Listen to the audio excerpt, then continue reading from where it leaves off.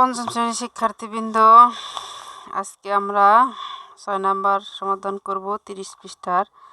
৫টি গরু এবং একটি ছাগলের মূল্য একাত্রে এত টাকা। একটি ছাগলের মূল্য এত টাকা হলে একটি গরুর মূল্য কত টাকা? তাহলে আমরা কি মনে করব যে 5টি গরু ও 8টি ছাগলের মূল্য একাত্রে। যদি আমরা 5টি গরুর মূল্য পাই, তারপরে সেই নাম পাওয়া থেকে এটা বিয়োগ করলে কিন্তু আমাদের গরুর মূল্য পেয়ে যাব। যাই হোক, আমাদের দেওয়া আছে কিসের মূল্য? ছাগলের মূল্য দেওয়া আছে। কয়টি ছাগলের মূল্য দেওয়া আছে? একটি ছাগলের মূল্য। সেই হিসাবে আমরা আগে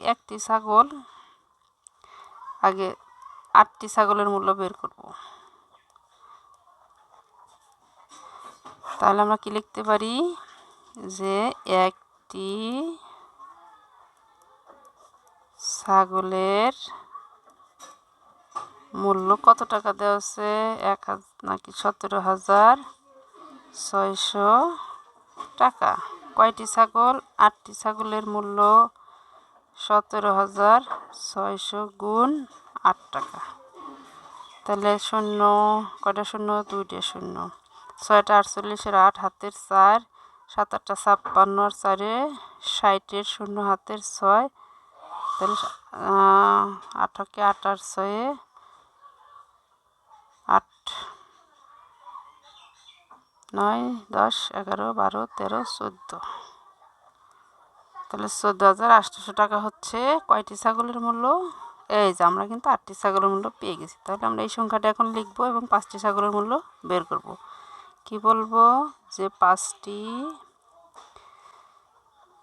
গরু এবং 8টি ছাগলের মূল্য একাত্রে কত টাকা? 5,800 টাকা। তাহলে আমাদের কয়টি? এই যে 8টি ছাগলের মূল্য আমরা কত টাকা পেয়েছি? 0,0,8,0,4,1 টাকা। বড় করে একটা টান দিব, নিচে লিখবো কি? 5টি গরুর মূল্য।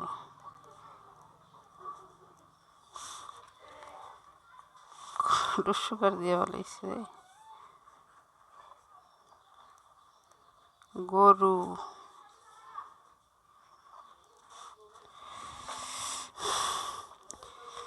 এবং গরুর মূল্য।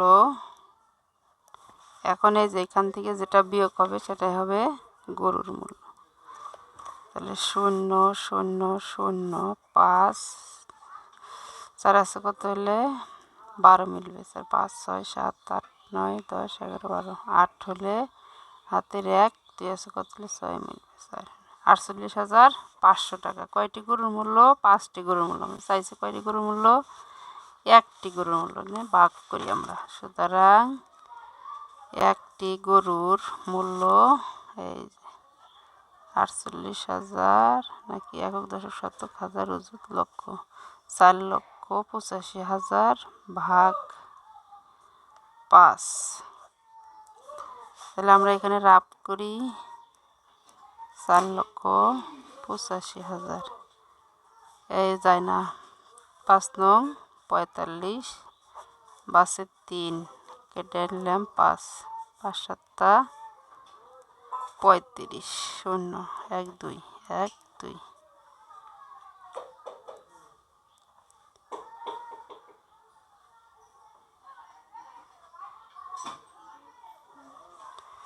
হলো এই 97,000 টাকা। কত? 97,000 টাকা। এটুকু হচ্ছে আমাদের রাফ। এটাই হচ্ছে আমাদের উত্তর।